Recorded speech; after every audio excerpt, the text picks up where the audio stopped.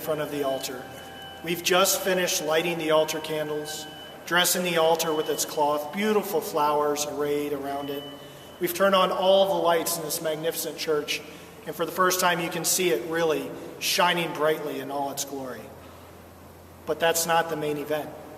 Here we are standing right at the beginning of the most important part of this liturgy. In fact, it's the most ancient part. It's the liturgy of the Eucharist.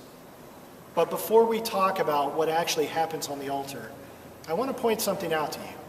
Something that you're used to seeing every week, but you may have missed the fact that it didn't happen this time. And that's when the bishop enters into the church, along with the concelebrating priests. There's one thing they didn't do that every other time is done. They didn't kiss the altar. Why is that? Well, truth be told, it's because it has not yet been consecrated fully. Yes, we've placed incense on the altar, symbolizing our prayers of petition rising up to God. Yes, we've anointed it in all four corners with the sacred chrism, dedicating it for service to celebrate the Eucharist. But the actual moment of its consecration, the moment that the bishop is preparing for it, and thus only now begins to kiss the altar and reverence it, is the fact that the body of Jesus Christ will touch it. You see, the ancient fathers of our church, they had a saying about altars. They said they may be made of stone and wood. That's their nature. But what sets them apart as holy is when the body of Jesus Christ is laid upon it.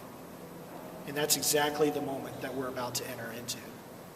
And I want you to appreciate some of the theology behind this moment, because most of what you will see is what you see every Sunday. We will say some of the same prayers.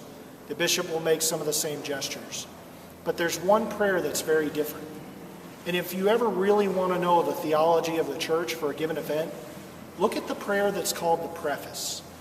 It's the part that the bishop or the priest, whoever celebrating the Mass, reads right before the Holy, Holy, Holy.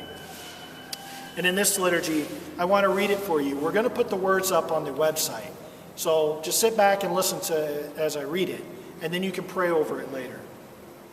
The bishop, with arms outstretched, is going to say, Father all-powerful and ever-living God, we do always and everywhere to give you thanks. The whole world is your temple, shaped to resound with your name. Yet you also allow us to dedicate to your service places designed for your worship. With hearts full of joy, we consecrate to your glory this work of our hands, this work of prayer. Here is foreshadowed the mystery of your true temple. This church is the image of your heavenly city. For you made the body of your Son, born of a virgin, a temple consecrated to your glory, the dwelling place of your Godhead in all its fullness. You have established the church as your holy city, founded on the apostles, with Jesus Christ as its cornerstone. You continue to build your church with chosen stones, enlivened by the Spirit, and cemented together by love. In that holy city, you will be all for endless ages, and Christ will be its light forever. Through Christ we praise you, Lord, and with all the angels and saints, we sing their song of joy. With that prayer, the liturgy of the Eucharist will continue as we're used to seeing it done.